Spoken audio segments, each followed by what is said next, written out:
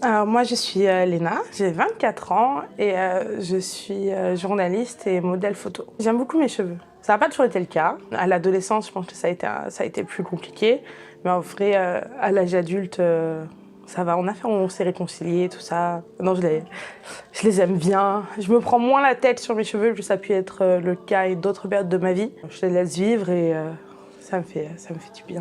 J'ai eu du mal à aimer mes cheveux pour des bêtises en fait, pour des remarques déplacées quand j'étais plus jeune à l'école, parce que j'avais pas tellement à l'époque de modèles. Moi j'ai grandi en province, j'ai pas spécialement de modèles avec des personnes qui avaient les cheveux comme moi. Je comprenais pas pourquoi les miens ils étaient pas comme je voulais. Je pouvais pas faire les mêmes chignons, les mêmes couettes, j'étais trop frustrée. Je me rappelle une fois je me suis fait une frange toute seule dans mon lit et tout. Idée de merde, mais c'était marrant. J'ai pris un miroir, j'ai pris la brosse, j'ai coupé. Et là, je me suis dit, ok, faut que ça passe. Donc, tous les matins, je mettais une barrette en arrière et quand j'arrivais à l'école, je la remettais. Il y a beaucoup de choses que je supporte pas par rapport à mes cheveux, mais c'est pas par rapport à mes cheveux personnellement, c'est par rapport au principe. Déjà, j'aime pas qu'on me touche les cheveux. J'aime pas ça. Non. Je deviens assez, comment dire, agressive dans ces cas-là. Et j'aime pas qu'on compare mes cheveux aux cheveux d'autres personnes, notamment d'autres personnes noires. Ça me met très mal à l'aise parce que c'est négrophobe, c'est méchant, c'est tellement mauvais, c'est tellement pas une bonne chose sur tellement de plans moralement que je peux pas me permettre de cautionner ça. Après, à mon âge, à 24 ans, il n'y a plus trop de personnes qui se permettent de me faire des remarques « Oh, c'est un mouton !» Donc voilà, à 24 ans, il n'y a plus ce genre de choses. Mais voilà, c'est vraiment ce que je vais moi avoir, c'est plutôt des remarques, des comparaisons par rapport à d'autres personnes. Que les gens se rendent compte ou pas que ce qu'ils sont en train de me dire est déplacé. Personnellement, je préfère faire le choix de leur expliquer que faut pas dire ça, et s'ils le font encore, je m'énerve. Je me rappelle une fois, mais c'était il y a longtemps, ça doit faire 2 ans et demi, je fêtais l'anniversaire d'une copine à moi dans un club à Londres, et je sais pas par quel miracle, mes cheveux, je sais pas, il faisait chaud et tout, mes cheveux ont fait des boucles parfaites, c'était trop beau.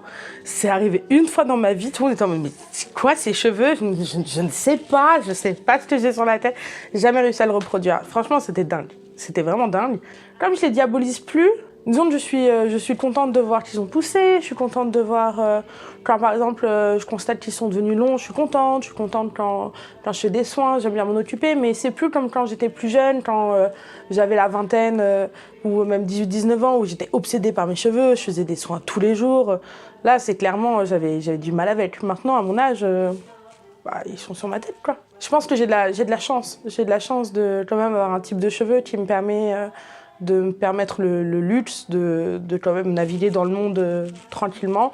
Quand je vois ce que certaines personnes peuvent dire et faire à d'autres copines à moi, voilà, je suis pas la plus mal lotie du tout. J'ai appris toute seule à prendre soin de mes cheveux, vraiment toute seule, au fur et à mesure des années.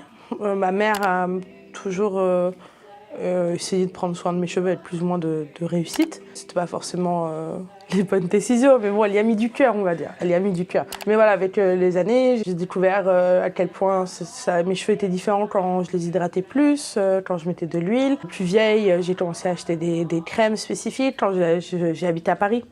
J'ai eu accès à des magasins que j'avais pas forcément en province, enfin que j'avais pas du tout d'ailleurs. Peut-être que maintenant il y en a, mais à l'époque il y avait rien. Et donc petit à petit, c'est en essayant, en discutant avec d'autres personnes, j'ai appris à m'en occuper. Mais ça a vraiment été un parcours personnel. Ça a été très intime en fait d'apprendre à prendre soin de mes cheveux, à plus en faire une obsession. Il y a un côté obsessionnel avec les cheveux. Il faut toujours qu'ils soient parfaits, mais en vrai c'est impossible. Ils sont juste c'est normal que, à moins de mettre un fer à l'intérieur tous les jours et de les chauffer, on ne peut pas obtenir tous les jours exactement la même coupe. Mais voilà, il a fallu l'accepter. Et ça va petit à petit. Maintenant, c'est vrai que quand je ne suis pas coiffée, je le vis bien. J'ai pas grandi avec beaucoup de personnes qui me ressemblaient. Maintenant, je sais qu'il y a beaucoup plus de modèles de personnes publiques qui me ressemblent personnellement. Si maintenant je devais grandir en les voyant, oui, ce serait beaucoup plus simple. J'étais une gamine il y a presque 15-20 ans. Et ouais, il n'y en avait pas. Il n'y en avait pas. C'était pas... Il n'y avait pas Internet, la télé, c'était pas trop ça encore. On n'avait pas tous le câble. Voilà, c'était parabole. Donc non, pas spécialement. Après, c'est vrai que j'ai beaucoup grandi en regardant les clips américains, où du coup, c'était un peu mes seules références de personnes noires dans mon quotidien, puisque il n'y en avait pas là où j'ai grandi. On était à peu près la seule famille pendant longtemps. Mais encore une fois, c'était pas spécialement j'ai quelque chose dans lequel je m'identifiais totalement. Parce que très tôt, j'ai compris qu'il y avait une grande différence entre ces gens-là et moi, qu'on n'était pas du même pays, qu'on n'était pas la même langue. Puis voilà, mon père m'a toujours expliqué que c'est pas parce que là, à ce moment-là, je n'ai pas la chance de voir des personnes qui me ressemblent autour de moi que ces personnes-là n'existent pas. Après, je pense que ça m'aurait aidé d'en voir d'autres. Je me rappelle quand Sonia Rolland a été Miss France, j'étais impressionnée. Franchement, j'étais impressionnée. Pour moi, c'était... Et je me rappelle aussi de Halle Berry dans James Bond. Ces deux-là, j'étais vraiment gamine, hein. À cette époque-là, je devais avoir 6 ou 7 ans. Pour moi, quand je les voyais, c'était le paradis. C'était comme le Destiny's Child. Pour moi, c'était le tout. C'était OK, quand je vais grandir, je vais pouvoir ressembler à ça. Bon, en fait, non.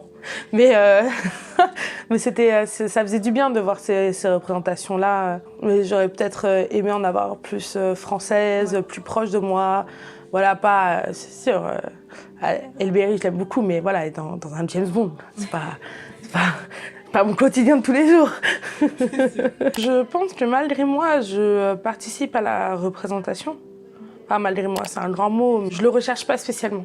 Je recherche pas de représenter quelque chose parce que ce que moi j'ai compris en devenant plus mûre, c'est qu'en fait, avoir un modèle, c'est aussi se comparer constamment, et que moi, avoir des personnes que je trouvais géniales et à qui je voulais ressembler, c'était aussi une façon de me faire du mal, parce qu'il n'y avait aucun moment où c'était possible sur cette terre où que je puisse avoir le même visage que ces personnes-là, puisque c'était des personnes à part entière, et que j'en étais une autre. Donc moi, je cherche pas forcément à ce que les gens aient envie de faire comme me ressemblent, aient envie de me ressembler, parce que je prends mes propres décisions avec les facteurs que j'ai dans la vie de tous les jours, avec les éléments que j'ai, avec les soutiens que j'ai ou que je n'ai pas.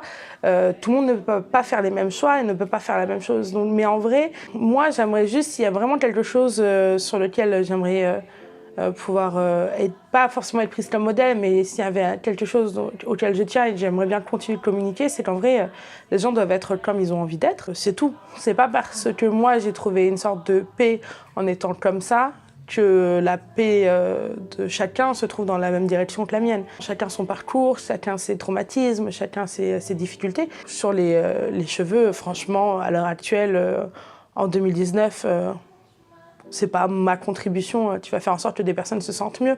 Je pense qu'on a dépassé ce stade-là il y a 10 ans déjà. C'est pas les cheveux bouclés qui posent un problème aujourd'hui dans la société. Mais c'est pour ça que j'essaye aussi, autant que je peux, aussi de mettre en avant des copines à moi qui, elles, par exemple, vont continuer de subir des problématiques coloristes.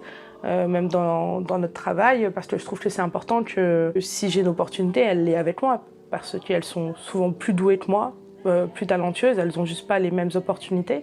Et je me voile pas trop la face sur ça. Je pense vraiment que le manque de représentation a un impact. Parce que quand on n'a pas l'habitude de se voir, on n'arrive pas à se représenter soi-même.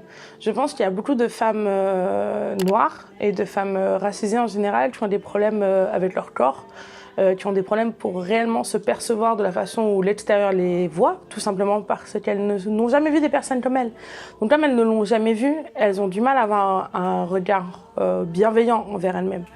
Et ça, c'est terrible. Et je pense que cette souffrance-là, qui commence donc dès l'enfance, génère en fait des souffrances profondes, des traumatismes qui ne permettent pas à ces femmes-là de s'épanouir au même niveau que d'autres. Donc moi, je considère que les personnes ne partent pas avec les mêmes armes dès la naissance et ne partent pas avec les mêmes chances de s'accomplir, de trouver le bonheur, de trouver l'amour, de trouver la paix. Après, voilà, c'est une idéologie politique comme une autre, mais moi, je pense vraiment que voilà, il y a des déficits et que la représentation, ça aide à montrer aux gens que et ben c'est pas parce que vous avez encore vu personne comme vous que la personne n'existe peut-être pas. Parce qu'en fait, il y a plein de personnes dont la prestance, le charisme m'impressionnent tous les jours. Et chaque personne est unique.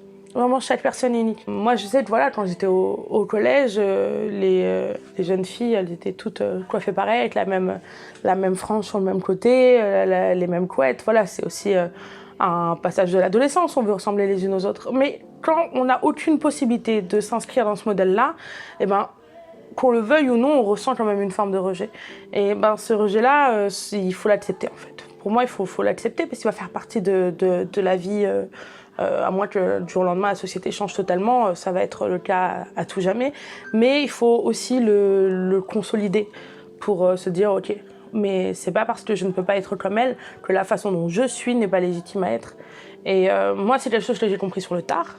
Et je pense que grâce à Internet, les réseaux sociaux, il y a beaucoup plus de jeunes filles qui le comprennent plus tôt. Et je trouve ça, franchement, elle m'impressionne. J'en vois et tout sur les réseaux sociaux, même qui m'envoient des trucs et tout. Je suis tout le temps impressionnée, je les trouve merveilleuses. J'aurais aimé être aussi brillante qu'elle à leur âge.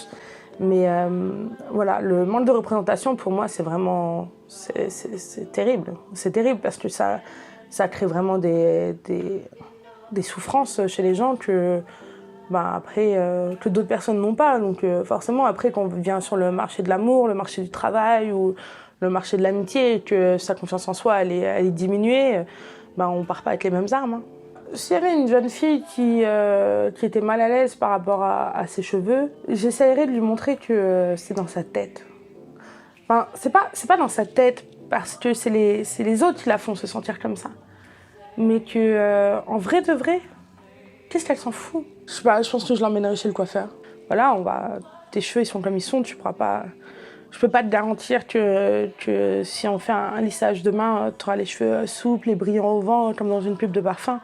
En revanche, tes cheveux ils sont beaux, ils sont forts, ils sont brillants, ils peuvent avoir les boucles que tu veux, la couleur que tu veux. Rien n'est impossible en fait, et juste laisse-leur une chance de te montrer leurs possibilités. Et c'est pas parce qu'ils sont pas exactement comme les gens aimeraient qu'ils soient, qu'ils n'ont pas tout un potentiel à exploiter. Parce qu'en fait, le problème, il est là. Le problème, il est que on nous répète tellement toute la journée qu'il y a qu'une seule sorte de cheveux qui est versatile, légitime, qu'on peut teindre, que les gens commencent à y croire. Et en vrai, non, fais ce que tu veux, fais ce que tu veux. Et même si tu as envie de te raser la tête, de te lisser les cheveux, tu fais ce que tu veux. Parce qu'en définitive, à la fin, c'est ta tête. Je pense que ça aide à se sentir mieux, de réaliser qu'à la fin, c'est le problème de personne, en fait, ce à quoi tu ressembles. Fais ce que tu veux.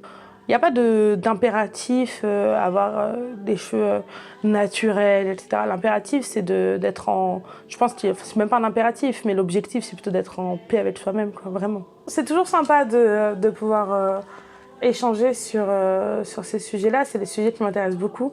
Et je suis toujours très, très enthousiaste et très heureuse de voir que... il y a de plus en plus de contenu à ce propos-là, donc ça veut dire beaucoup plus de personnes qui vont y avoir accès.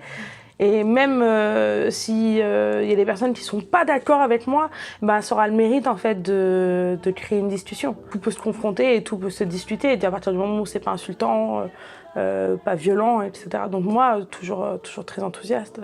Je trouve ça tellement important imagine, il y a une génération de filles là qui ont 10-11 ans.